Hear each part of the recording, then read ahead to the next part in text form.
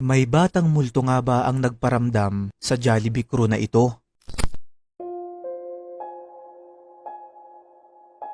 Mga kaibigan, sa videong in-upload ni @sobkiyoshi, makikita natin dito ang isang CCTV footage kung saan habang siya ay naglilinis ng gabi ay naging kapansin-pansin ang galaw nito na parang siya ay takot na takot at napapatingin pa sa paligid. Wala masyadong konteksto yung video at wala rin namang nakitang gumalaw na lamesa o upuan, pero ayon sa ilang tao sa comment section na nakabukas di umano ang mga third eye, ay pagbungad pa lang daw ng video sa kanila ay nakita kaagad nila na may bata raw dun sa ilalim ng castle at para daw itong nagtatago at nahihiyang magpakita. Hindi rin daw matukoy ng maayos kung ito nga ba talaga ay bata dahil yung mukha daw nito ay all black lamang. Kung ito man ay totoo ay hindi ito makikita ng karamihan ng mga tao lalo na pag sarado ang iyong third eye. Kung titignan naman natin ito sa isang paranormal perspective ay hindi rin ito imposibleng mangyari dahil sa mga fast food tulad ng Jollibee ay madalas mag-celebrate ng kaarawan dito ang mga bata na sa sobrang saya ng paligid ay maaaring maka-attract ito ng iba pang nilalang,